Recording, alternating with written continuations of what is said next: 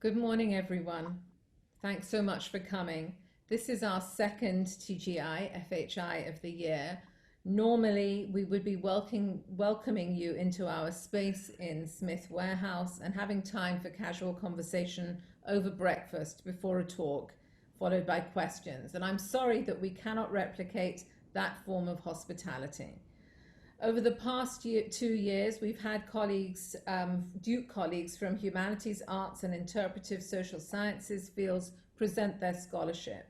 This year, in all likelihood, in Zoom format throughout, we'll have a total of 16 talks. There was one last week, which we'll have up that you can see at some point soon. So please do come back for more and bear with us as we experiment a little bit with different formats if we find that our traditional one is too taxing on Zoom. What I'm very happy about, of course, is that this format gives us the opportunity to welcome colleagues and interested people from beyond Durham, North Carolina. So I want to extend a warm welcome to you wherever you are.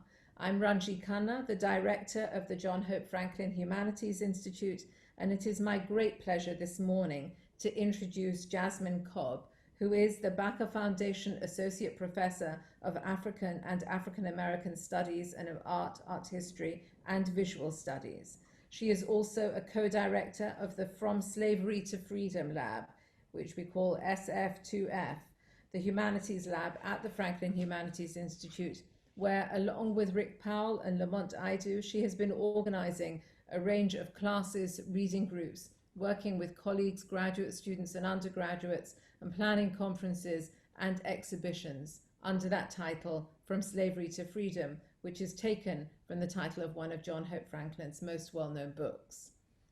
Professor Cobb is the author of Picture Freedom, Remaking Black Visuality in the Early 19th Century, that was published by NYU Press in 2015. She has another book under contract with Duke University Press called New Growth, The Art and Texture of Black Hair After Emancipation, and yet another in progress, The Pictorial Life of Harriet Tubman. Picture Freedom, Remaking Black Visuality in the Early 19th Century, addresses possession and self-possession in what she calls Black visuality in the US 19th century, by which she means, quote, the entire sum of the visual as experienced by people of African descent. Both psychic and subjective, she writes, it pertains to the Black figure's, quote, pertains to the Black figure's awareness of how she was perceived and the sense of possession she felt toward her own body that allowed her to master and manipulate outward construction of her visibility, end quote. Looking to images of free Black people before the abolition of slavery, we are asked to think through the differences between what is pictured and what is written about. We see in that disjuncture what she calls the ocular logic of slavery. The predominance of caricatured images in lithographs, etc., before the Civil War and before the daguerreotype are the products of a white gaze, she suggests, that continues then to be presented through the argument for and in the history of abolition.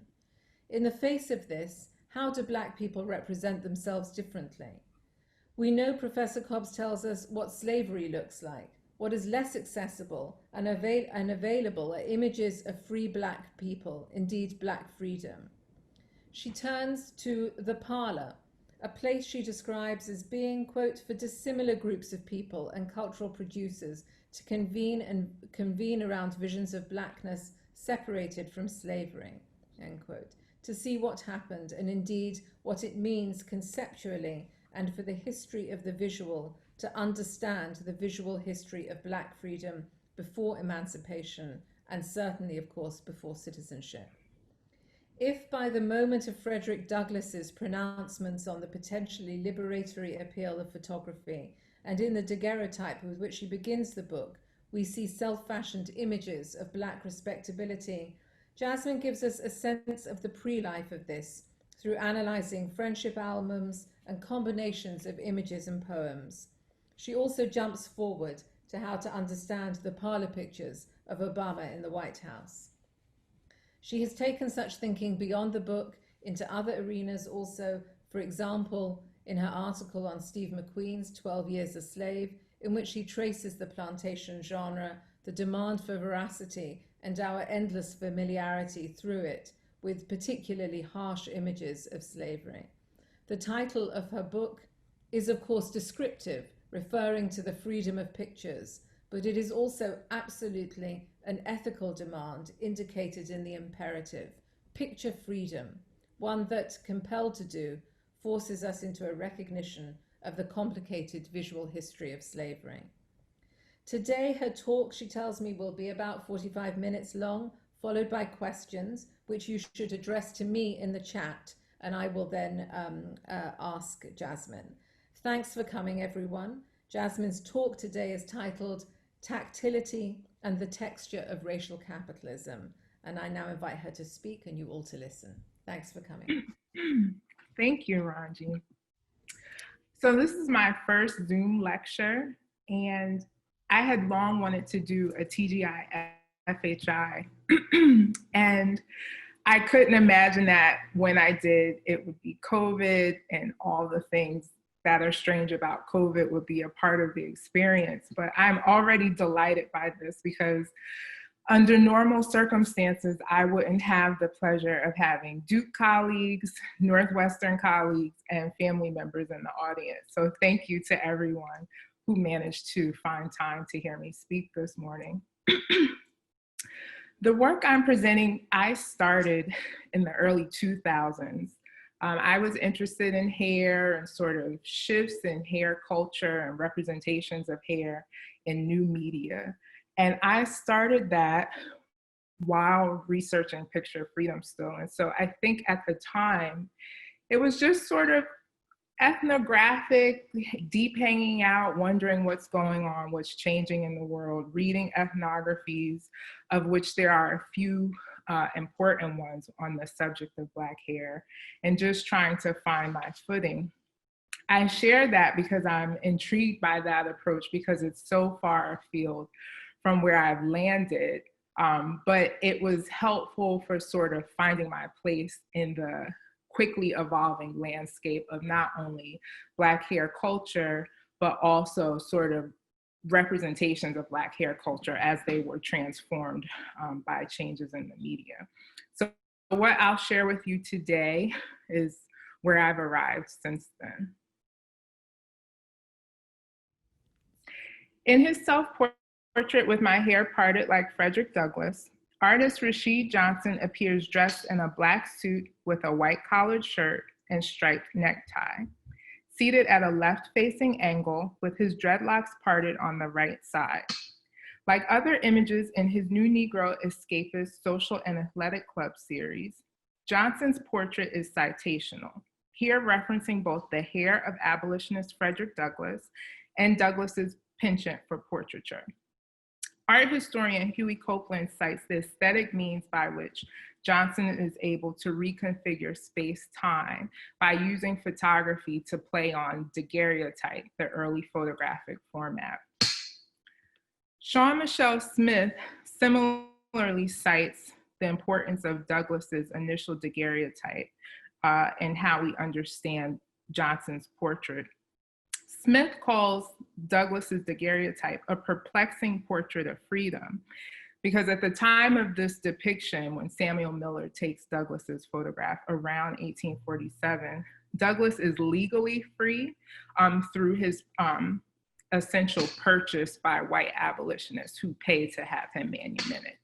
So this record of freedom we see in Douglass's illustration is curious in that he's free by the problematic means of the system at the time. While scholars look to the photograph as the means by which Johnson collapses time and by which Douglass archives himself in perilous times, I want to suggest that Black hair operates in similar registers, both as a visual material collapsing time and a means of archiving the legacies that shape Black raciality. As Johnson looks towards the viewer with an expression that queries his state of specifically Black liberation, he calls upon the once fringe hairstyle, now transformed into neatly organized locks, in addition to photography, to render a post-Black illustration of freedom. So my talk today presents a few ideas from New Growth, the art and texture of Black hair after emancipation. In the broader study, I rely on portraiture, slave narratives, television commercials, newsprint, film, photography, painting, collage, and sculpture to think about Black hair as an image itself, but also images of Black hair. I'm specifically interested in the image and the idea of natural hair, the concept and characteristic textures associated with hair of Black peoples in the absence of chemical and mechanical straighteners. Again, I started this work with questions about what popular culture termed a quote unquote natural hair movement in the early 2000s, namely the work and cultural productions of artists, bloggers, vloggers, and laypersons really communicating anew about what it meant to wear and care for textured hair. In contemporary events like the so-called natural hair movement and recent histories, as well as these sort of previous examples from the middle 20th century, I kept finding references to Frederick Douglass. In meme culture, people would make memes about caring for natural hair and refer to Frederick Douglass. In the middle 20th century, people were curious about Frederick Douglass. And so as much as I thought at the time I was writing a book solely about Black women in hair, there was this undeniable need to attend to Frederick Douglass. In doing so, I was compelled to think more deeply about the 19th century and what was actually happening with Frederick Douglass's hair that happened to make it so canonical and something that remained important to people over time. What I found, or what seemed to sort of tether these disparate periods together, was a desire for visual sense making about texture, or the appearance of texture and coiffure attributed to Black people. Accordingly, I approached the notion of natural hair and visual culture as an opportunity to rethink our haptic inheritances, or the forms of violent touch, as well as the theories of palpable Blackness that have been construed through both social encounters and through images. Two sorts of disparate strains of scholarship consider the haptic, one focusing on imagery. For instance, film theorist Laura Marks describes haptic images as those that solicit bodily relation between the viewer and the image, with emphasis on the surface plane of the screen rather than the image narrative. Likewise, historian Tina Camp focuses on the materiality of photo objects, citing, quote, the tactile bodily interactions like touching, wearing, handling, and manipulation, as well as the varied and elaborate forms of presentation, display, and circulation photographs undergo, end quote. So haptic imagery has to do with the simultaneous experience of seeing and feeling, about engaging images through the body, those things we see that compel us to touch or create a sense of touch even without physically handling the object. A haptic approach to images speaks to a multimodal visual experience, at once touching and seeing, such as the haptic Blackness described by scholars critiquing Frances Harwood's 18th century Black stone sculpture, Bust of a Man. They are referring to both the textural features of the object, such as the color and gloss of the stone, as well as those characteristics that might be thought of as phenotypically Black. But there's also the question of hapticality, what Moten and Stefano describe as, quote, the capacity to feel through others, for others to feel through you, for you to feel them feeling you, end quote. A consequence of the conditions of the whole, construed in part through, quote, skin against epidermalization, end quote. When I think about the larger literature on hapticality, not sort of wedded to the question of images in particular, I also think about Hortense Spiller's canonic essay, where she talks about the way in which the flesh registered the wounding of the Middle Passage through branding, lashes, other forms of brutality. Likewise, historian Mark Michael Smith has described a haptic racism, where, quote, slaveholders maintained that Blackness was not simply a color, but also a tactile condition. That Black skin, they argued, was at once thicker and tougher than white skin, and ergo much better suited to hard manual labor, end quote.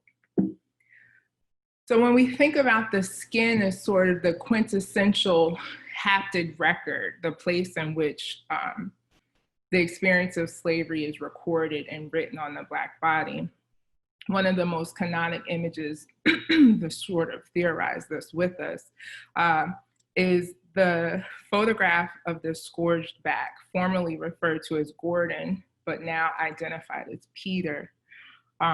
This image, most people have seen this, even if they don't know the name of the person in the image. It was reproduced many times in the 19th century and sort of lasts as this enduring record of how to come close, how to physically touch the lasting and haptic legacy of slavery. If you've ever seen it, the image is quite small. It fits in your hand. And I would argue, although you shouldn't do this at an archive, it invites a touching of the photographic surface to feel the keloid skin on Gordon's back. But in these iconic images and canonic theorizations, flesh also operates as a haptic regime, as the dominant surface for imagining the archive of brutality, or the chief surface for understanding feeling with regard to both the Black exterior and the Black interior. I had to sort of change my relationship to this photo in the process of doing this work and sort of look up what else is happening in the picture besides the markings on Peter's back. And in that, I had to think about his hair. What is the story his hair tells us? It tells us that at the time of his escape, he runs away to a camp, trying to free slavery in the South. It tells us he's without community. There's no one barbering his hair. There's not time for personal care in the way that we know happened for other Black people elsewhere at the same time. And so thinking through tactile perception more generally, I turned to Black coiffure, which has similarly been construed as harsh, mythologized for how it appears to feel harsh compared to that of whites.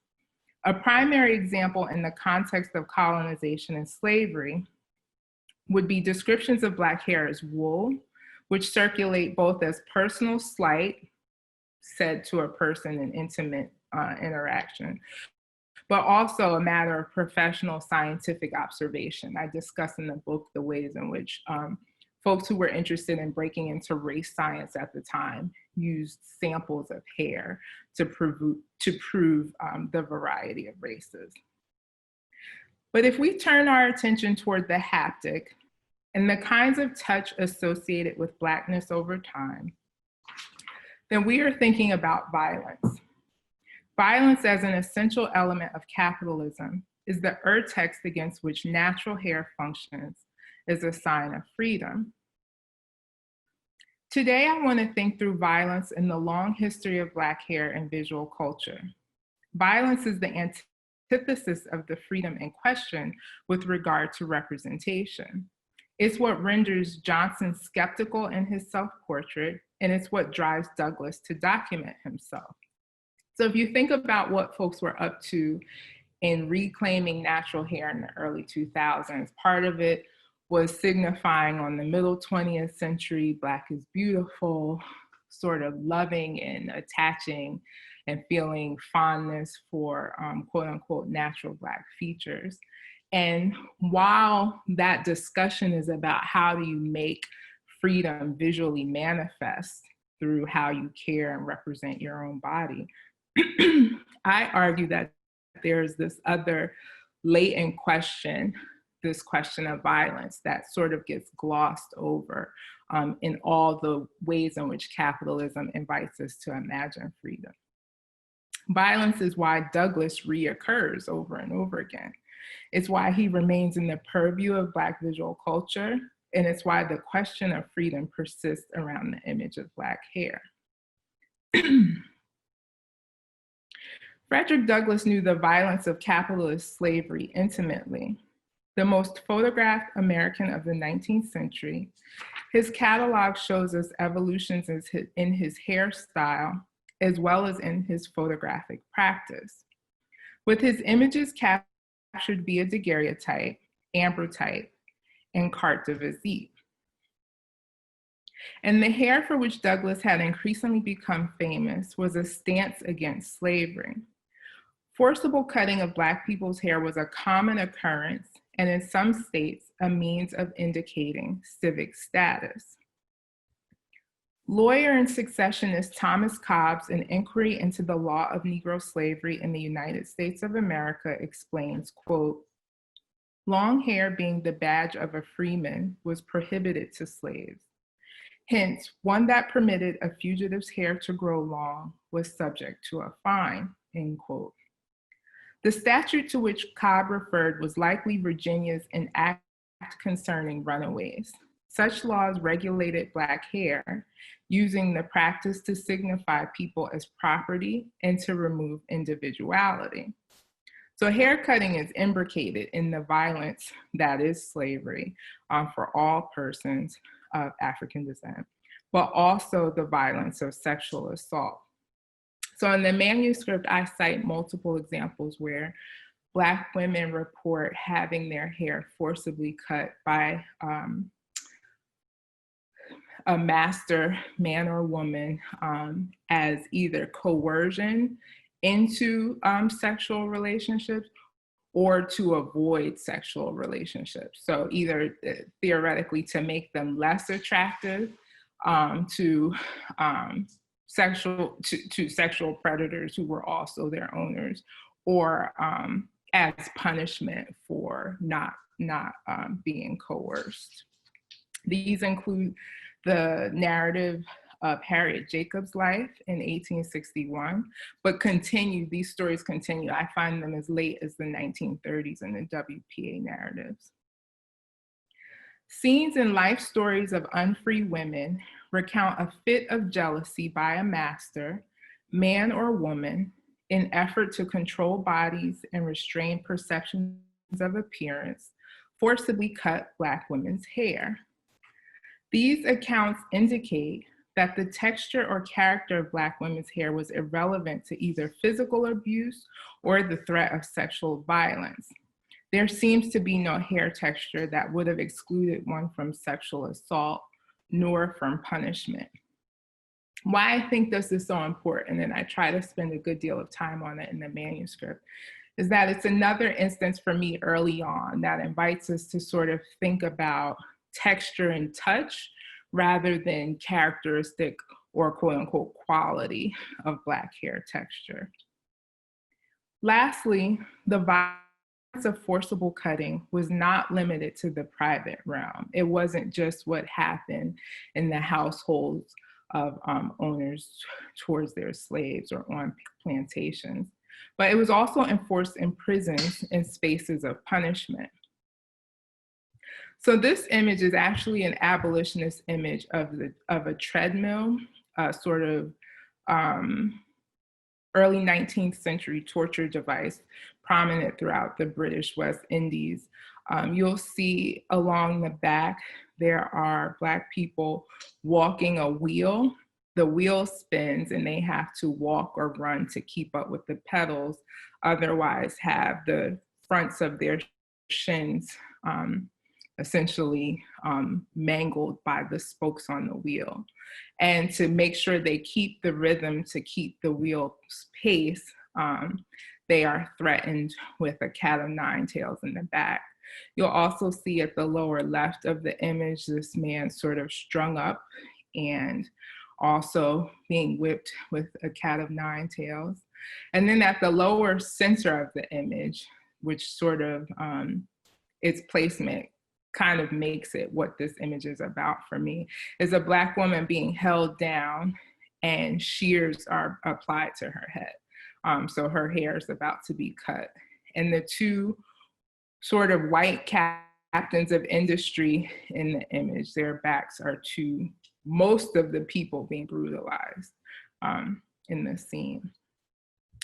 The image refers to hair cutting as a form of punishment, which continued in the apprenticeship period in the British West Indies, even as British officials debated the practice.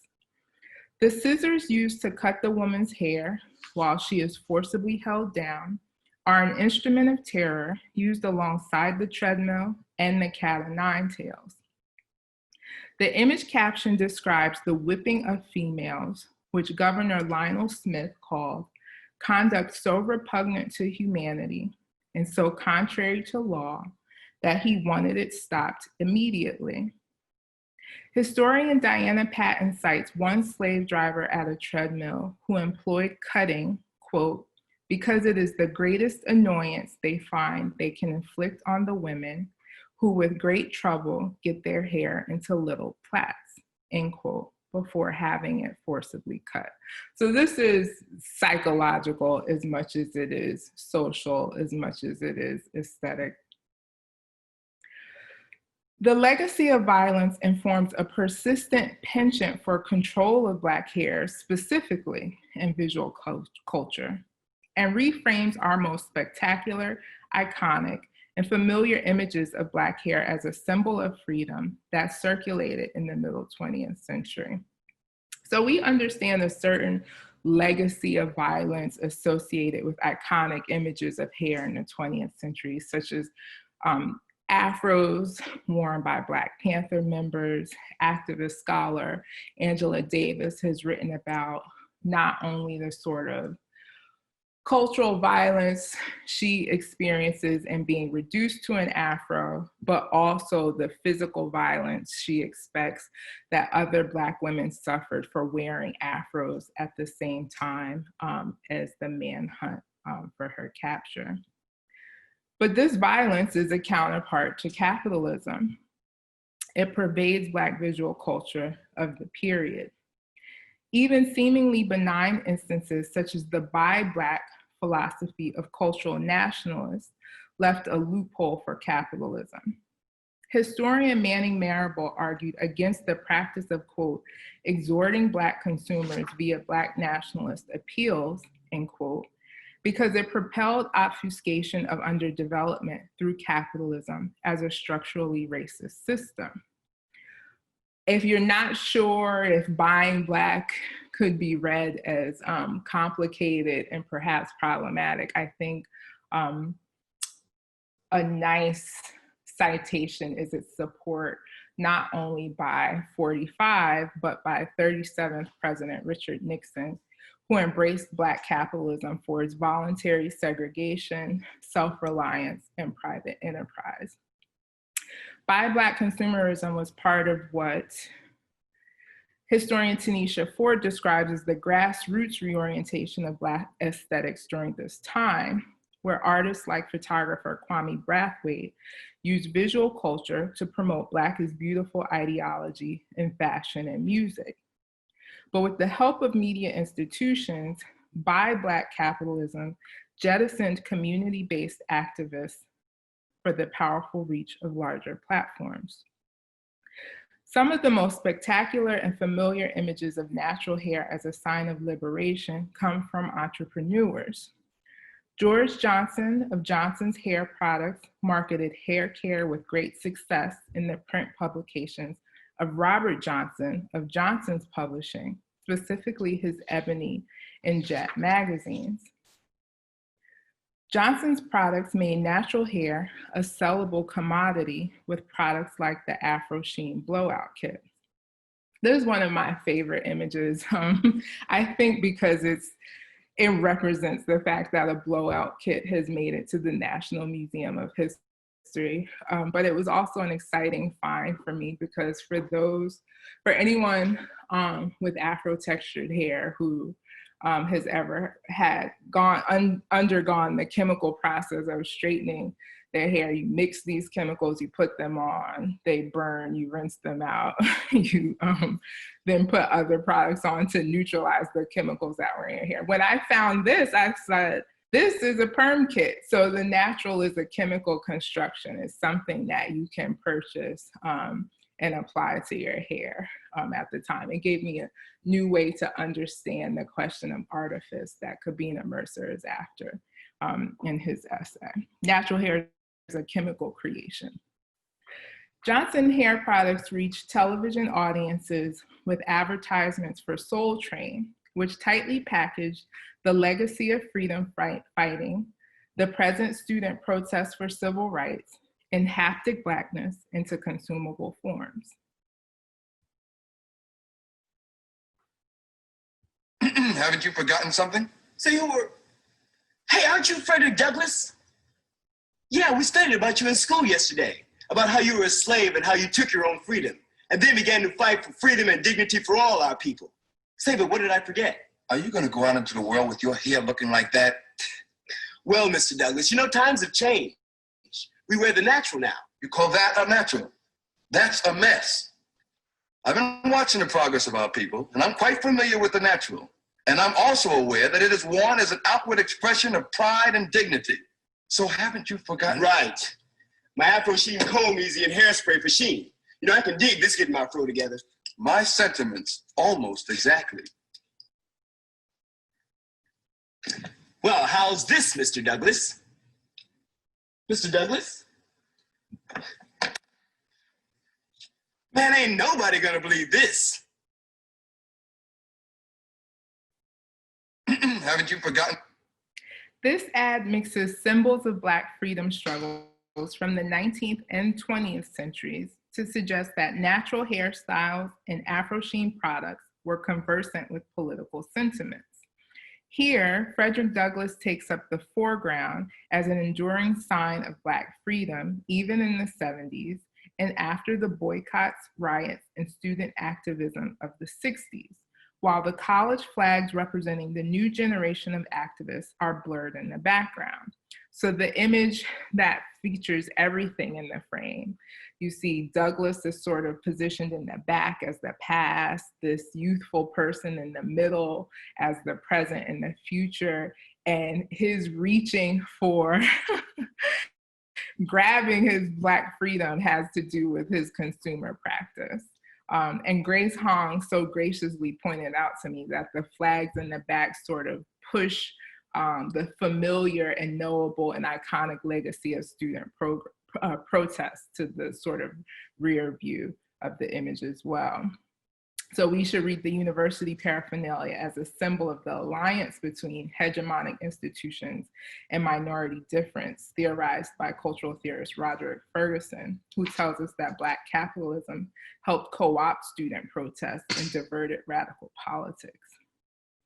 But while the shine on these images provided a cover, the violence of racial capitalism persisted in everyday life.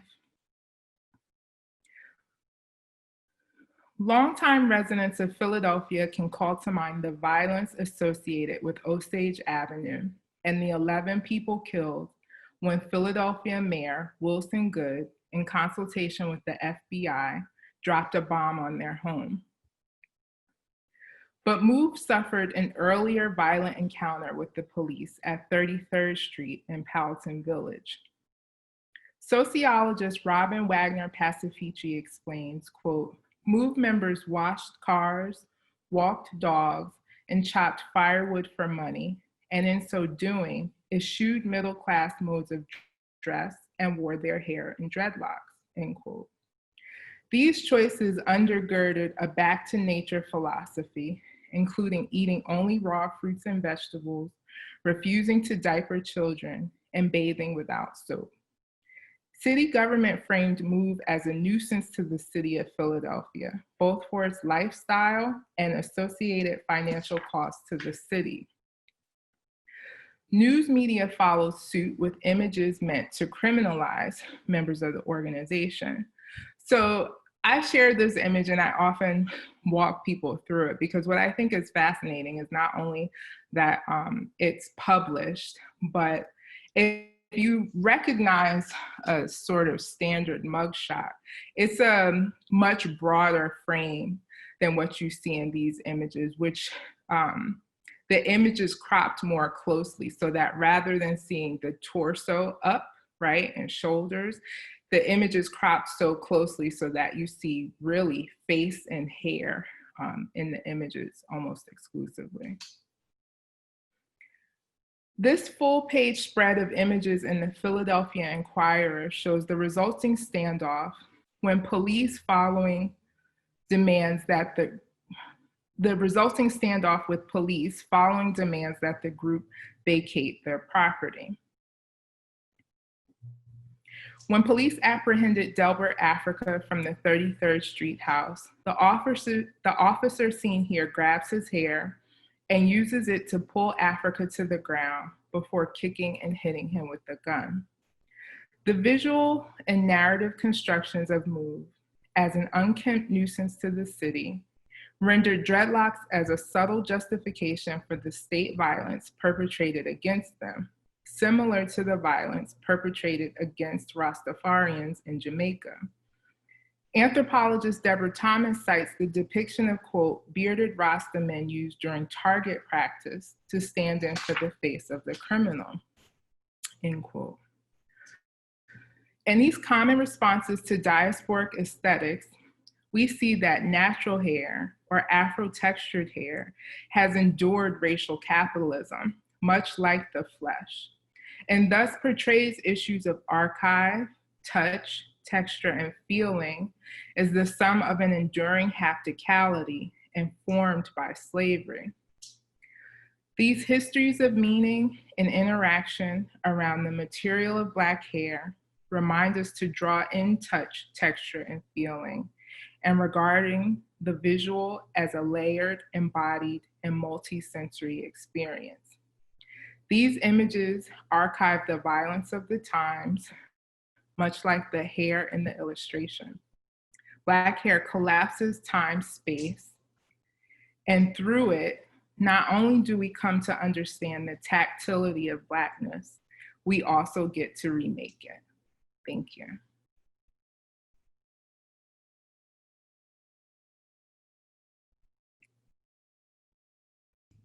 Thank you so much, Jasmine. That was wonderful. Thanks a lot. We do have some questions coming in, and I'm sure everyone will just take a moment to think through some more. And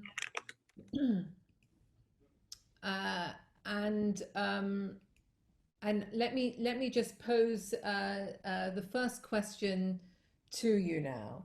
And that is from Jyoti Mukherjee, who asks about the story by Zitkala Sa called The Cutting of My Long Hair. And the question is, this story was written in the context of a Native American woman. Can the manipulation of one's natural hair to symbolize domination of slavery be considered a cross-cultural phenomenon? And I think she's wondering whether you've looked at those questions. Yeah, I frequently get this question a lot, and I think it pertaining to sort of other people, other periods of time, and other kinds of culture. And I think something that people are wondering about is if the things having to do with textured Black hair, textured hair attributed to people of African descent are generalizable. And I certainly think we see the reoccurrence of things like head shaving is something that happens across culture in prison settings and things of the like. So I do think there are, hair is a sign of virility, strength, or wantonness, things like that. I do think that there's a way in which symbols certainly cross cultures. But what I am making the case for in the book is that the ways in which textured hair is construed for people of African descent and the way that it is handled is particular to people of African descent and ought to be thought of in relationship to things such as the treatment of the flesh, the legacy of the hold, how the middle passage is sort of lived with every day through cultural practices, like touching, whether violently or gently. Yeah. Thank you. Thank you. We have another question. I mean, it's sort of in the same vein in terms of a kind of cross-cultural issue, but with a slightly different emphasis, and that is, you know, in India, their widows, you know, were Hindu widows were traditionally had their head shaved. And reformists came in, Indian reformists came in to try and change that dynamic. So I think that the question is really about whether there is a kind of parallel movement in that sense, whether you see the changes in ways in which hair was worn and treated as being something that is largely grassroots, or whether there were also sort of reformist figures in this regard. Yes, I do think that, I mean, particularly in the 20th century, people talk very much, right? I mean, it's very hard to convince people it's okay to talk about Black hair and not talk about Madam C.J. Walker, for instance. And I think, yes, there are sort of for lack of a better word, organic things that are happening culturally.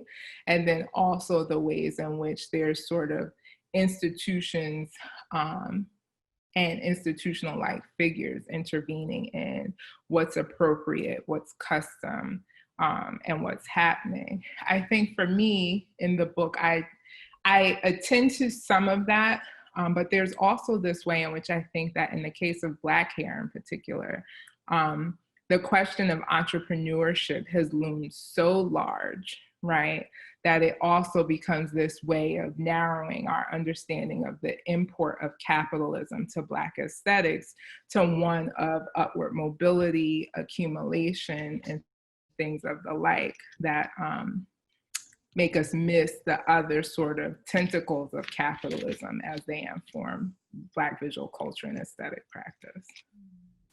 Thank you. Thanks. We have a question from Brandon Cobb, and that is, given the history of the violence of haircutting, what can we make of recent haircutting events, such as the high school wrestler in New Jersey less than 2 years ago?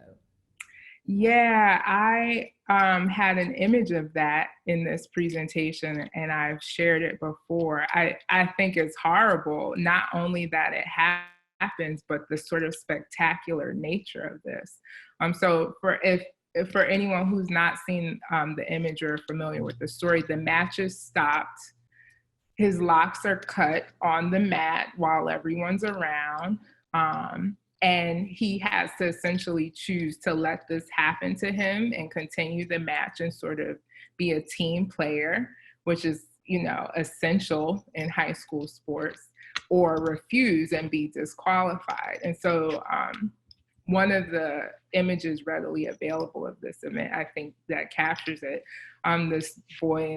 This athlete is dressed for his match. He's standing sort of helplessly, and a white woman is wearing surgical gloves and just giving him a haircut with regular scissors on the mat while other white people stand around. Aside from heart-wrenching, I definitely think of that kind of spectacle as part of this history, because it's not just what's happening to the hair in the moment, it's also the spectacular nature of it all. It's done for everyone to see. He's not granted privacy, taken to the bathroom, allowed to cut his own hair. The hair cutting is an event, much like the match. Yeah. Thanks. Thank you. So we have a more of a comment than a question, but I think quite a provocative one that you might want to address, also from Augustus Durham. and that is something about the Afro Sheen commercial. When it first begins, you also see a poster of a man who appears to be Jesse Jackson, and an African mask, such that the scene also has some kind of odd reference to an even more distant past, predating Frederick Douglass. This, of course, also makes legible Douglass's own relation to Africa, namely his ethnographic nod to Egypt via his mother, and how another Afro Sheen commercial imagines the Queen of Sheba with an afro. There's also a big thank you for the talk as well. Thank you. Yes, the sort of Africa through the eyes of African Americans is a big part of this Afro Sheen iconography. Similarly, in the print ad, the use of Swahili as part of selling products on TV and print and on radio. So it makes them, even in all their complicatedness, just sort of fascinating, a fascinating archive to review. So there's a question now, which is it's more about a sort of it's a disciplinary question, and it's about the uses of the archive. It's about the art historical questions, which I know that you've addressed in different ways throughout your work. It's from Lee Sorensen, who asks, you use artistic representations as documentations for your argument. As an art historian, how do you determine veracity of the images? E.g. the Jamaican prison print, was that an amalgamated image of many rooms? Do you know if it was accurate or overstated, perhaps the abolitionists to buttress their arguments better? You know, I suppose this is a question about whether you see this image, you know, in many ways, in the ways you've described some of the other images in your book, that this is an image that takes a certain kind of pleasure, if you like, in the varieties of torture that are all happening, that may or may not be all happening in the same arena, as it were, in the same space. Sure. So a couple things. I think I'll just put the image up again for everyone to see. So I, in essays and books in the classroom, I think I have made quite clear my skepticism of veracity of most things, but particularly images. So I don't think visual images are evidence of historical events. I think that they are part of a cultural context and do the work of culture. So this image I see as propaganda, not as sort of record. But in saying that, I also would say I don't believe in any one particular record. But what I do both here in the talk and in the book is sort of triangulate artifacts to say, here's firsthand experiences, both from people who had their hair forcibly cut, from people who commit the forcible cutting, and then also abolitionist propaganda from British anti-slavery activists trying to help people sort of depict how awful such events were. So like a lot of sort of complicated images in abolition that I write about in Picture of Freedom, there's something I would say that's quite not horrific enough about this scene, right? The softness of the gray and the drawing. It draws you in for looking, but it's not 12 years a slave, right? It's not something that you can only see once and then have to look away from. So I think that across periods, illustration around not just hair cutting, but sort of violence against Black people. Illustrations do different kinds of work, and part of that is the medium, part of that is the context, part of that is the producer. I don't find this black and white image of a horrible scene as upsetting as I do the black and white image of what's happening to move people, right? But so it's not just about the color, it's about the medium, it's also about the dictates of realism, whose propaganda for what purposes, so on and so forth. I hope I've answered that question. I think so. I think it's a very interesting response, and it also addresses another question that came up about that image, about how cutting gets narrated by abolitionists through images. So thank you for that.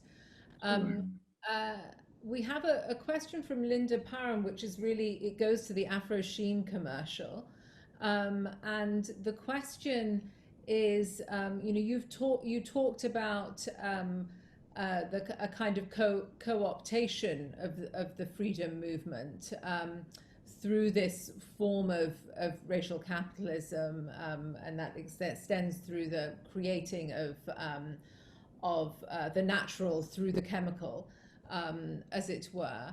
And the question is, in relation to that, is that do you think that had a negative effect on the freedom movement? And do you think that it was stalled in some way? So I suppose it's a question really about the relationship between the way in which capitalism takes advantage of whatever it wants to do, and including freedom movements, and what effect that has on the grassroots movement. Is there, an internal critique that goes on? Do they exist side by side? So yes, I think that's sort of the gist of the question. Sure, I appreciate that question, and it's one I struggle with as a writer and sort of use the humor about to manage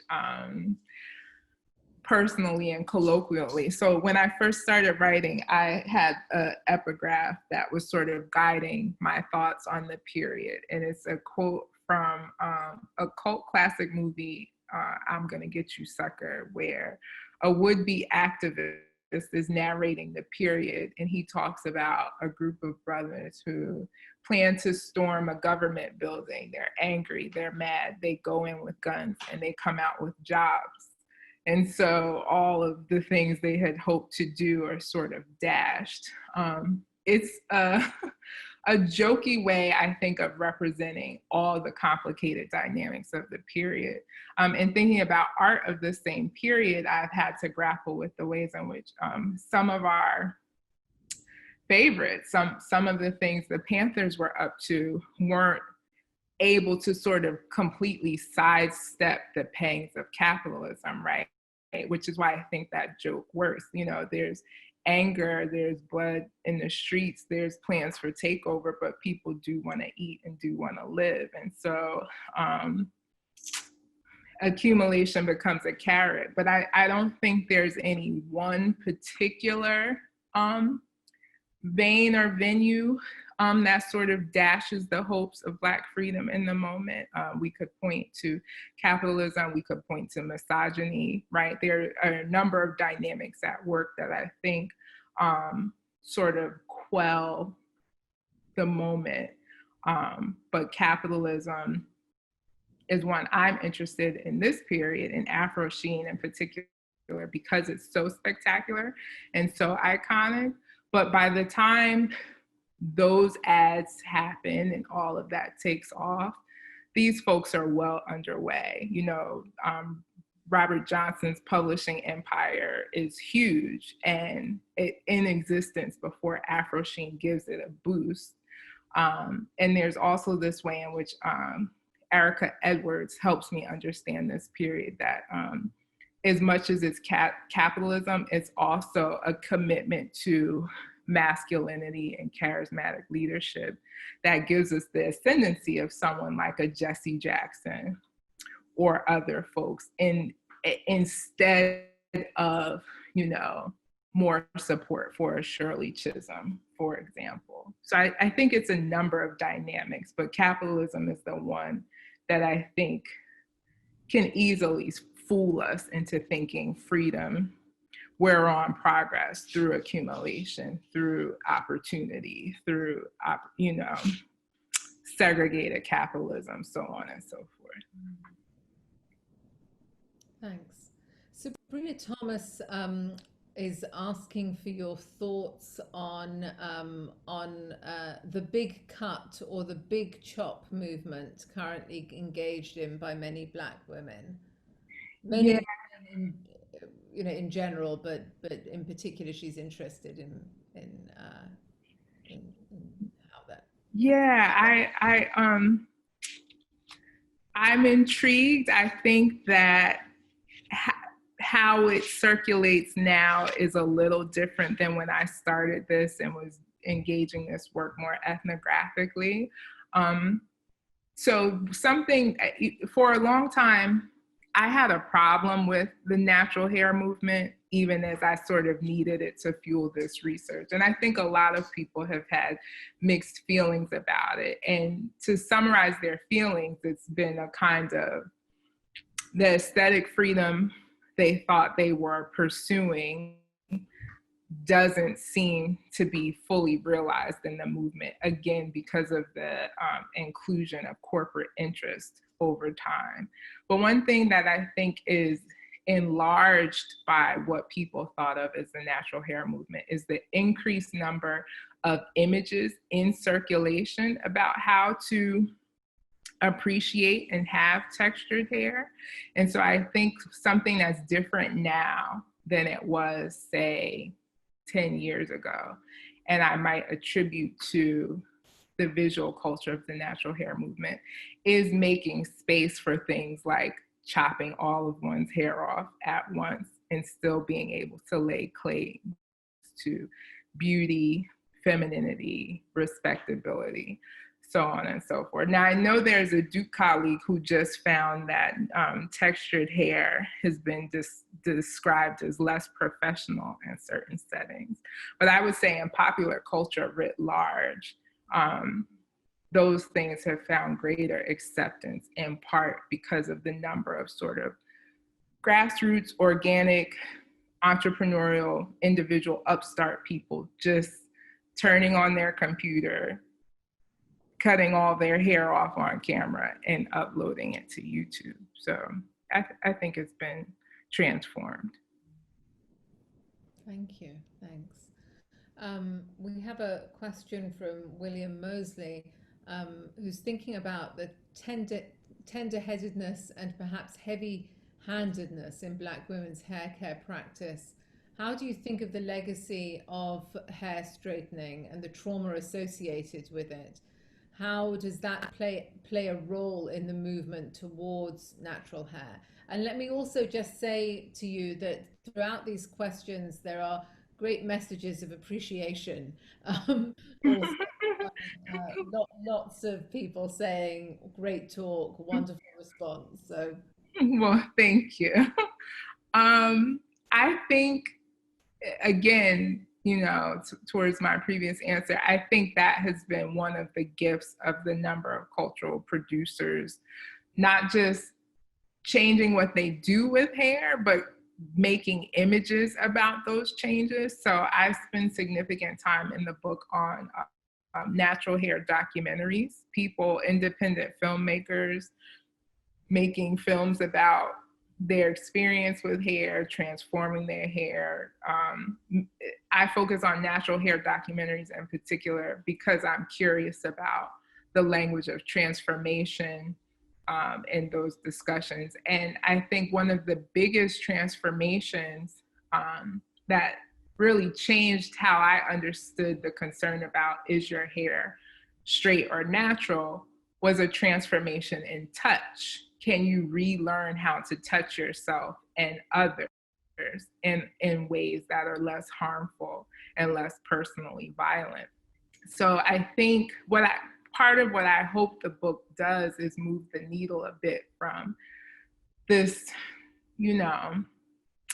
time-old question about, if your hair is straight, it means this. If your hair is natural, it means that. And more towards, how can we rethink physical touch between Black people, physical touch in public, interracially, through transformations in how people care for their hair. Folks in these documentaries, folks in doing YouTube, pushing what they call a natural hair movement, I argue, are in public through the visual, trying to work out new ways of touching themselves and touching one another, and using images to help circulate that new way of being. Can I just sort of have a follow-up question on that myself? Because you started off talking about the haptic broadly, and also now you've brought up this question of touching oneself, and the as you know, I have an interest in psychoanalysis, and one of the ways in which affect is theorized by Freud, in fact, is precisely in this interface between the body that touches and the body that's touched, right? And so I suppose I'm interested to hear a little bit more about how affect theory works in your project more generally, and whether it is about this question of interface. I was very struck by also, but not only your analysis, but by the way you presented the image of the back, and then you blocked it out, and we're thinking about a different kind of tactility. So maybe you could just say a little bit more about that.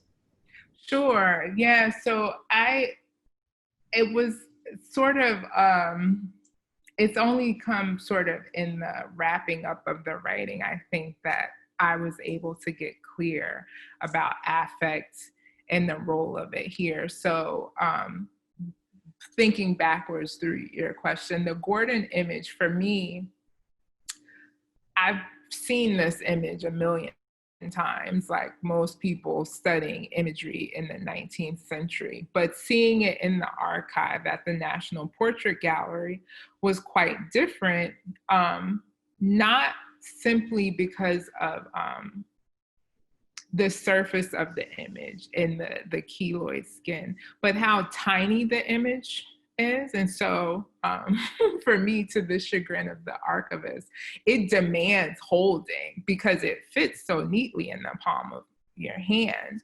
And in doing so, I think it invites touching the surface to sort of feel, if the surface is affected by what's captured within the image. At the same time, because it's such a familiar image, so many people have seen it so many times, and because the brutality written on his back is so severe, right, which is why it's reprinted in Harper's and has such a long life, I'm not confident for myself or for most people that if you have access to that you can experience anything else in the image. Mm-hmm. And so blocking it out in the presentation, for me, is my way of forcing you to deal with the other image. I'm forcing myself to deal with the other information in the image. And working through that in the early part of the book also made me think differently about the affective labor that I think is written into the images of the period, but don't get treated as such. So for example, scenes of hair grooming on plantations, scenes of hair barbering among enslaved people in Brazil, the ways in which, you know, all the things I always say we think we know about slavery, pivot on how terrible it was. And I don't question that at all. But I think through hair, I have come to see familiar images differently for what they tell us about intimacy and touch among unfree people, and what are the ways in which the body sort of reveals that to us. I also had the pleasure of hearing a lecture from Hortense Spillers at Cornell recently, and she's sort of moving towards intimacy and touch interracially and what that means. But in this project and in this book, I'm interested in, primarily interested in intra-racial touch, relearning how people could and could not touch themselves and one another in the context of slavery. And what that meant, I think when Moten and Stefano are telling us about hapticality, there's maybe an ambiguity there, right? I don't think they're debating the horribleness of the hold, but hapticality, the feeling of feeling through others as construed in the hold, is also a sort of pregnant possibility that, you know, brings forth music and all these other kinds of ways of feeling into existence that I'm curious about. Yeah.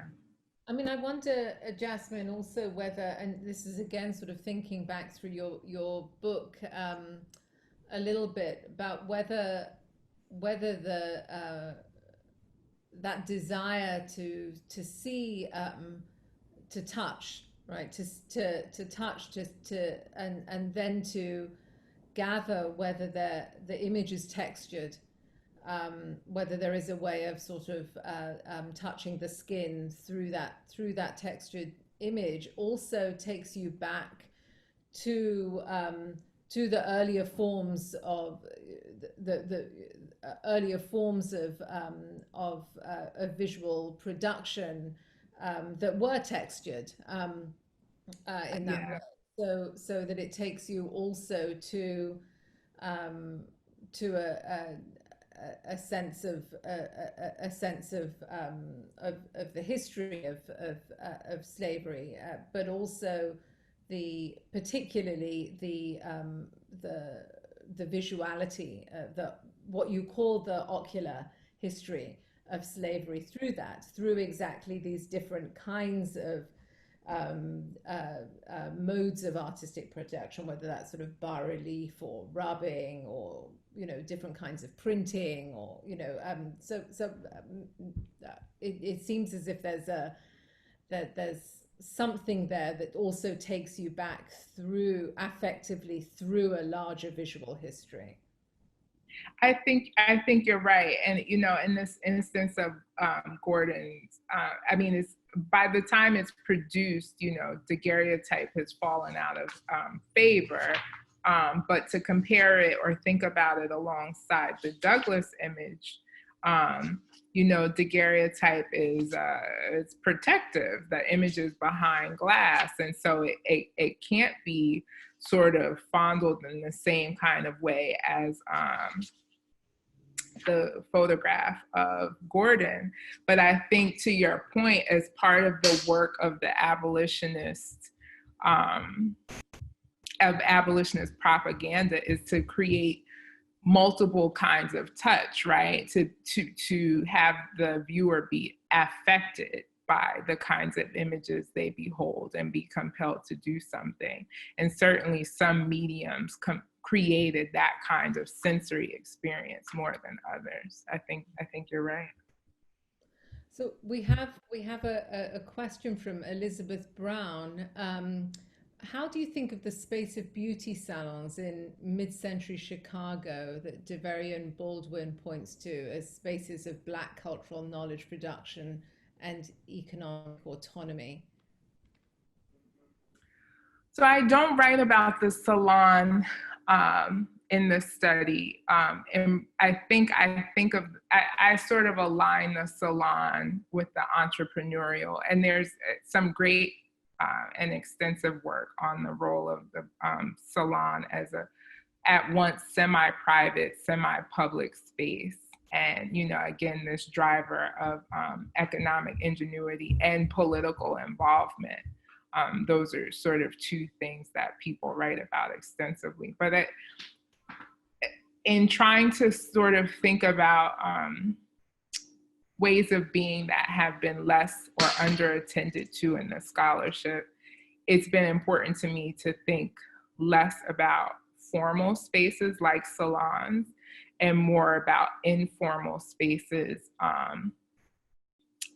So in the new media environment, that means people who bring cameras into their own bathrooms and sort of, you know, film an entire shower of washing their hair. Is sort of outside of traditional Black institutions like salons, but then also the ways in which the appearance of privacy, like entering a bathroom, also in this moment makes it possible for corporate interests like Dove to send products to people individually. As, you know, an influencer receives a Dove product, uses it in her bathroom, uploads it to YouTube, and there's a semblance of independence and privacy that is, you know, parallel to the salon experience, but quite different for a host of reasons. Thanks, Jasmine. There's a question from Jessica Edwards about whether you could speak to the sonic dimension of Black hair, and she cites she says she's thinking about the artist Satch Hoyt's live performance of Black women's hair cycle as a textural symphony, where the haptic texturality of Black hair as it is moved from a site of shame to celebration also speaks to the sonic, where the sonic is also made of touching and physical arrest. That's a great question, and one that as much as I feel out of my realm in thinking about the sonic, I think something I'll have to settle early on in the monograph, because there are so many great examples. So sort of recently, I think people cite Solange's Don't Touch My Hair, which is this really sort of soft but fervent, you know, call about not touching Black women's hair, and is located in the present moment. If we think about like sort of TSA pat downs as a quite notorious space for being accosted around one's hair. But then also other moments, and I'm speaking about instances of textured hair in the sonic in particular. Dave Chappelle's Block Party, where Erykah Badu is wearing this very large textured wig and she snatches it off during her performance. So I think there's, in these moments, the lens through which I'm seeing these things, I see artists sort of connecting sort of all of the scripts of freedom written into the sonic, right? Being the performer, being the only voice in the moment, creating the moment, and deciding what happens to their hair, making that part of the performance. Yeah. Thank you. Thanks. I'm curious, you know, given your first monograph and the way it sort of works with literature as well as visual images, whether there are literary sources also that you're going to in this regard. You know, I mean, I was, as you were talking about the whole question of the chemical, I was thinking about Zadie Smith's White Teeth, and the moment there where, you know, there's sort of the disastrous perm, and no one had ever told her not to wash her hair beforehand, so she'd washed her hair, and, you know, I mean, it's just really, it's it's this crisis moment in the novel, and I'm sure there are plenty of others. So I'm just wondering whether you're working with literature at all in this project. Literature has been a sort of shadow source for me, and I think I have to figure out how to deal with this. Maybe it's in extensive footnotes, but I have gone to literature, novels in particular, because I have found in novels, such as, this is Zadie Smith, I'm going to have to go look for this as soon as we finish, but also like Tayari Jones, American Marriage, these other sorts, and particularly contemporary literature for me, places where I find writers giving me a citation for things I've heard colloquially, but sort of can't find in a quote unquote proper scholar archive of peer-reviewed sources. So for example, I write extensively about exhibitions about combs, Afro picks, which have been not only, you know, taken up in museum shows, but in the middle 20th century were one avenue of entrepreneurship around natural hair, cottage industry around creating Afro picks and signaling Africa through the design of the pick. And something I had heard colloquially before, and it comes up on sort of 70s television, using a comb as a barometer for dating or interracial dating. The phrase being, if they can't use your comb, don't bring them home. This is something I've heard on TV, I've heard colloquially, but how do you find a citation for something like that? And literature has been a great source for knowing other people have heard these things too, and being able to place them geographically or place them in time, and understanding that, you know, it wasn't just in TV writing and in my casual interactions, but this was the kind of lore essentially about hair. So literature has been a big help to me in that regard. Okay. Jasmine, thank you so much for this. You know, on the website, we have an interview with Jasmine, and also some suggestions for reading some recent articles by her. So you can sit with Jasmine for a little longer through that, and just a very, very big thank you, Jasmine. This was really wonderful, and you know, thank you so much for addressing such a big range of questions as well. Really enjoyable, and as always, just learned a great deal from talking with you and listening to you today. And I've enjoyed reading your work also over the last couple of days in preparation for this. So thanks so much, Jasmine, and come back everyone next week. We'll have another TGI FHI, and we'll just really enjoy seeing you all, and take care, everyone. Thanks again, Jasmine. Thank you. Thanks, Raji. Thanks everyone for being here.